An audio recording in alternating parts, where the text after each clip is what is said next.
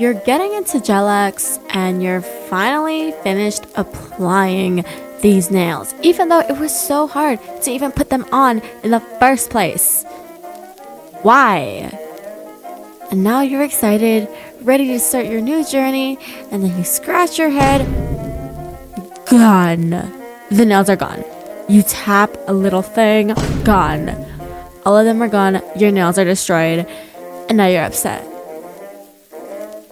You never want to do Gel X again because it sucks. You know what to do, so you start doing some cuticle care because that's what the internet tells you. You buy a $10 cuticle whatever, so it falls off. So you get a drill, but there's so many bits and it's so fast and you don't even understand what you're doing, and at this point you just want to give up and maybe even become a dental hygienist, because why would you even try with nails anymore? Hi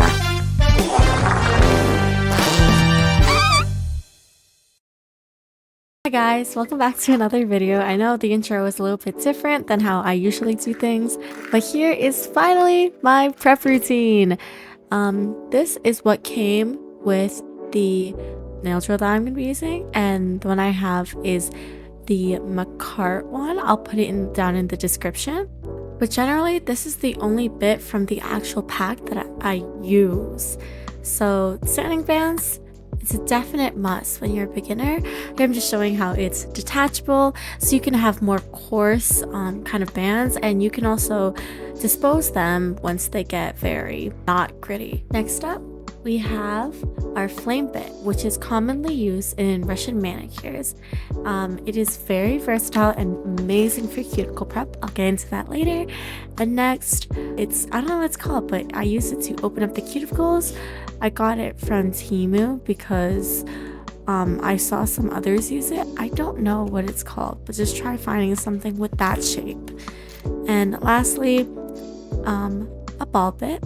So now that we have our bits, I'm just going to go into more materials.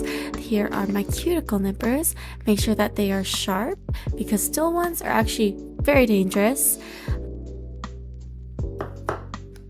A 100 to 180 grit file. So the higher the grit, the finer it is. And so the back is the more coarse one, that's the 100, and the front is the 180. Just to be clear that I do have an 80/80 grit file, but you should not be using that on natural nails. It's very dangerous when it's too coarse. So 100 to 180 is usually optimal, and some people even go for 240. Now, because we're using a drill, there's going to be a lot of dust, so I like to use kind of a firm, stiff dust brush to get rid of all of my dust, just so I can see what I'm working with. And a nice buffer is great to have in your kit just because it's really beginner friendly and it's used to kind of buff down and even out surfaces. Now, something you should probably already have at your house is a pair of nail clippers. There are flat ones and curved ones. Honestly, it doesn't really matter that much. It depends on what you're doing, but I just have the curved ones and I use it for everything. We also have cuticle oil, which is very important for your nail health, but to be fair, it's not really used in the prep process. Anyways, here is the brand I use for Cuccio. It's cuticle oil. The scent is Milk and Honey, and I got it from Amazon. Now, something very, very important that I'm going to talk to you about is kind of the nail anatomy. Even though I'm not a professional, there's something called the cuticle, which is what we want to get rid of, and that is the sticky stuff that's stuck on your nail plate. That's essentially a thin layer of dead skin cells, and according to Google, it forms a seal between the nail fold and the nail plate, and this helps protect the nail matrix. These are sticky, dead skin cells that we want to get rid of through our process, because when it comes in contact with the gel and is not properly removed, it can cause lifting near the quote-unquote cuticle area. This can cause bacteria to grow beneath or lifting, and sometimes even popping off, which can damage or even completely ruin your natural nail. My point is that it is commonly, that area is commonly described as the cuticle, even though it's simply just like your nail bed and how it connects to your natural skin. But I will also be using those terms as that's what I am accustomed to, but I do understand that some parts are actually the proximal nail folds and some parts are actually the cuticle. Now getting into our e-file, you want to turn clockwise to release and then counterclockwise to lock it in, and this is how we're going to exchange our bits. So first we're going to put in my kind of cuticle opening bit. For this step you can also use an orange wood stick or just a cuticle pusher, but I find that using the drill is actually a lot more efficient. So here you see I'm gonna go at an angle to kind of use the little soft wedge to pry open that bit. And also I'm going to be slightly scratching off some of the cuticle. I'm going to use this at the reverse speed at around 5,000 RPM, depending on the client, because sometimes their skin is a little bit more dry or a bit more tougher to lift open. But you want to be very, very slow, very careful, and understand what you're seeing. It's not just a feel thing. You need to be able to see what you're doing and understanding what you're doing in order not to harm your client. So in this case, I actually don't, it's already kind of lifted because I did a nail set a few weeks ago. My nails, they grow very slowly, so I don't develop that much. It is very important to use light or at least very minimal pressure when you are doing this. Especially, this bit is actually more forgiving than other ones, like the diamond bits, the flame bit for example, or the sanding bits or ceramic bits, because it doesn't necessarily have those notches and can't be as damaging, and that is also partially why I use it, but you still want to be very careful.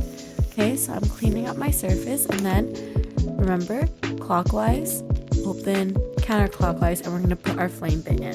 So this is the order that I do every single time for all of my manicures, even on my clients.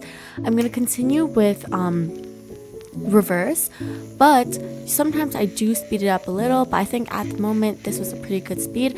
I'm using the tip, but not only the tip, but kind of partially the side, the part that is more white, to more open up that pocket and really try to grind off that cuticle. You want to focus on mainly getting rid of that cuticle in here, and also partially lifting up that dead kind of overgrown skin, which was, I believe, part of the proximal nail fold that I'm showing. You do not go at such a high angle. You want to go at a lower angle in order to prevent rings of fire. That is very important because I see a lot of creators only use the tip, and I promise you it is so much more efficient to be flush with the nail plate, because it gets rid of more cuticle while preventing rings of fires, than just going straight in, because that is just not good for your nails. Here I am using my firm dust brush and 70% rubbing alcohol, which I got from Dollarama, and this pump is so convenient, and I just press down just once, and then I tap so I get it like evenly around the bristles, and then I just brush pretty firmly the nails.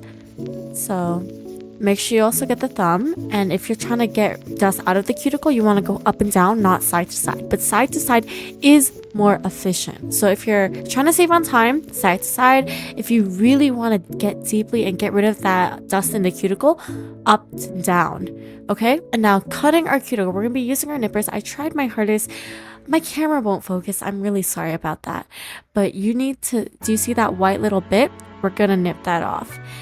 A huge fact that helped me learn what to cut and what not to cut is if it's clear or kind of like a little brownish, then usually it is safe to cut. Sometimes if it's already lifted, cut for that, but do not cut everything you see. You have to be really careful, especially with clients, because with yourself you can at least feel when the blades are near if it's too sensitive. But with clients, it's much different, and I made this mistake many times, and I really, really regret it.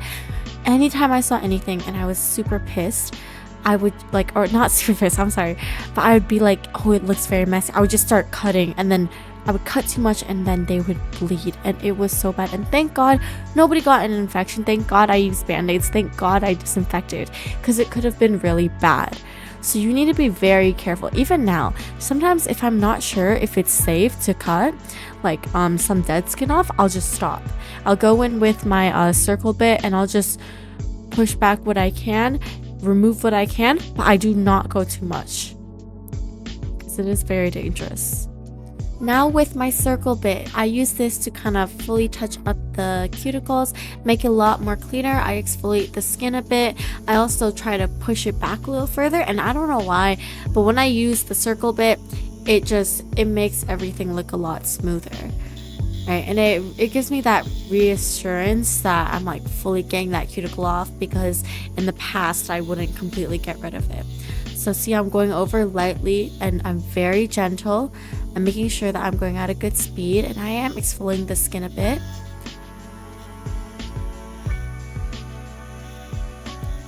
If you have trouble seeing things, it's good to pull back the skin a bit with your other hand and then just slowly exfoliate just to see. So now I'm going back with another round of my nippers, because sometimes the ball bit helps reveal more dead skin or things like that for you to know. I am also aware of my nails being a bit bumpy, but that's not due to damage or rings of fire. I just have some leftover products and I really wanted to get this video recorded because I have been pushing it back for a while. So now we're going to take our sanding band, and I don't like to push it in all the way. Now we go into forward mode, and I try to go on the lowest speed that my drill can get on, and using the very tip, I kind of go around the cuticle. Do not go near the skin just because you might cut it, especially if you're at high speeds. And then I start going down. So start at the top. Sometimes I go back and forth, but usually I think it is a bit better and more control to go like one swipe down. And you want to get the side walls, everything. You want to make sure it looks very beat up, very etched, because this is what the gel is going to adhere to, and this is what you want, because shiny surfaces and gel do not mix, especially oils and gel. They do not mix. So here I'm just going back and making sure that I do not overdo. So there I notice, okay, it's my product is preventing me from like going forward, but I don't want to damage my nail. Sometimes you have to cut your losses. That also applies for clients with a lot of ridges in their nails, especially the elderly. Sometimes they have a lot of bumps, and that's due to aging. That is their natural nail. Do not keep filing. It hurts a lot for them. If you really want to get in between those wedges, I would suggest using a hand buffer, because usually they are much more flexible and you can get more into it without actually damaging their natural nail or even hurting them. Now that my nails are all buffed out, I'm gonna scrub it off. Do an extra one just because this one has a lot of dust. Add my rubbing alcohol. You see how I'm really getting in there? And then I'm going to get a dehydrator and a primer. You want to make sure that you're using an acid-free primer, because non-acid-free primers, they actually rip away at your nails to have it adhere. And I think there's also a difference between what's for acrylic, what's for not, so be careful of that. Why am I being messy with my painting? That's actually on purpose. I know that my dehydrator is safe. I'm just getting the kind of the outside, a bit of the skin, just in case there are any excess oils, because this is something I noticed that with my clients that sweat a lot or produce a lot of natural oils, even when I dehydrate the nails, sometimes it rehydrates very quickly, and this has helped with that. Now with our acid-free primer, you want to make sure you wipe it off. You do not want too much primer, because that can actually cause a lot of lifting, and you want to be very, very careful. Do not get this on your skin. It's not dangerous, but it's also not good. So the pressure of your brush and also the angle that you use are very important for controlling it and being able to determine how much product you're putting on the nail. And that's also very important with gel. That's something I've noticed recently. That's something I'm looking more forward to. I'm going into more techniques like the bulldozing technique, and once I master those, or at least have more knowledge, I think I will make a video, because I don't know if you can tell, I love doing nails. Now all of my nails are primed, and usually I let these air dry for a bit. And then I go in with a base coat. So this is actually a very old base coat I have, so I'm going to lay it flat just so the product seeps to the bottom and I can just scrub it off the bottom because the brush isn't that long. And here I'm using the bulldozing technique. I put some product, I fan out the brushes, and then, the bristles, and then I push to create a nice even line. Don't use too much base coat. A mistake I made when I first started is using a lot, and then when I would move to the next nail, because I was also very slow, it will start drooping onto the sidewalls, and then I would cure it, and then my clients would pick at it, and then it would start lifting, and it was very bad. So now I've learned, try using a little. If you get gel on your skin, try to scrape it off immediately. Use some rubbing alcohol, prevent the allergies. I know it's better to use gloves, but I think at this point in time, I was waiting for my shipment. Okay, and see how I'm going very closely to the cuticle, but I'm not touching any skin. I'm going close to the sidewalls, but I'm not touching the skin. That's very important. And I think it's very important for your base to cover almost, but try to all of the natural nail. Because gel sticks to gel, and especially on the sides, when they start to lift, everything will eventually lift. I'm now going to cure my product, and usually with my base coat, my color base coat, any thick layers, and my top coat, I always do a 60-second cure. But sometimes with clients, if I'm doing like a little design, I will do a little less. Maybe that's a really bad thing. Maybe sometimes I just flash, but at the end I always at least cure like completely if I'm doing like one whole layer, if that makes any sense at all. I know my setup is very dirty. I've tried to clean it. There's a lot of scratches because I was scratching off the gel that I accidentally cured onto this. But I love it so much. I think the battery, like the battery is dying because now when I charge it, it never goes up to 100%. So if you guys know any good lamps, just let me know. I like ones that are flat and also have a mirrored bottom. That's very important to me. And also having a low heat setting. But I got this one from Facebook Marketplace. But anyways, that is all. Thank you so much for watching, and I hope you have a great day or night.